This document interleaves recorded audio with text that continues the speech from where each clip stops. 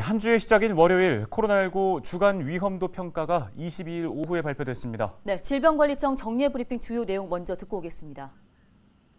자, 코로나19 주간 위험도 평가 결과를 설명을 드리겠습니다. 먼저 대응 역량 관련해서는 중환자실의 병상 가동률이 지난 11월 3주에는 주간 평균 62.6%이며 수도권은 77%로 병상의 상황이 급속하게 악화가 되었습니다. 방역망 내에서의 확진자 관리 비율도 35%로 계속 낮아지고 있어서 지역사회의 감염 노출 위험이 증가하고 있습니다. 네, 정은경 질병관리청장의 브리핑 보고 왔습니다. 한 주 만에 수도권 중환자실의 병상 여건이 악화되는 모습인데요. 취재기자와 함께 조금 더 자세히 짚어보도록 하겠습니다. 자, 이정화 기자, 먼저 단계적 일상 회복이 시작된 지 이제 4주 차에 접어들었는데 앞서 브리핑에서도 보았듯이 상황이 좋지 않은 것 같습니다. 네, 중앙방역대책본부가 22일 11월 3주차, 그러니까 지난 14일부터 20일까지의 코로나19 위험도를 주간 평가한 내용을 발표했습니다. 매우 낮음에서 낮음, 중간, 높음, 매우 높음으로 구분된 위험도 수준과 위험 요인을 언급했는데요. 결론부터 말하자면 11월 3주차 코로나19 전국 위험도는 높음, 수도권은 매우 높음, 비수도권은 중간입니다.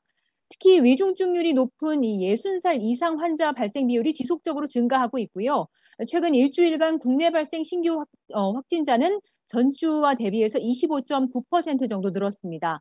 또 주간 사망자 수는 127명에서 161명으로 껑충 뛰었고요.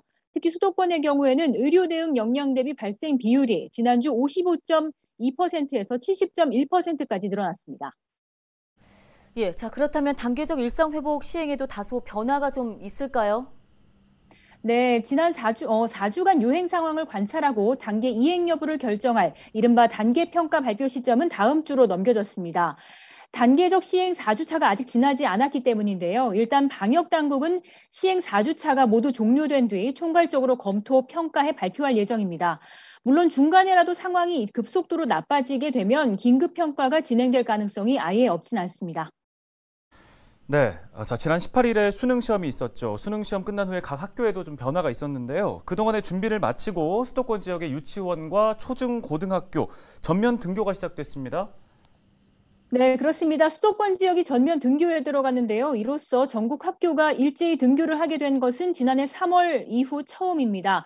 비수도권에서는 이미 지난 9월부터 등교 수업이 이어지고 있었는데요. 이것을 수도권으로 확대하는 겁니다. 서울, 경기, 인천에서 이 밀집도가 높은 일부 과대 과밀학교에는 원격 등교 수업이 이제 병행 가능하도록 재량권을 줬고요. 또 동거인이 확진된 경우라도 밀접 접촉 당시에 예방 접종을 완료했거나 또 검사 결과 음성, 또 증상이 없다. 이 세 가지 요건을 모두 충족한다면 등교할 수 있도록 기준을 대폭 완화했습니다. 예, 다만 이제 학교에 대한 기준이 일부 이제 전면 완화되는 동시에 교육 현장에서는 방역 불안감에 대한 우려가 좀 교차하는 상황입니다. 지금까지 보도국에서 전해드렸습니다. 네, 보도국 이정화 기자 연결해서 코로나19 상황 짚어봤습니다.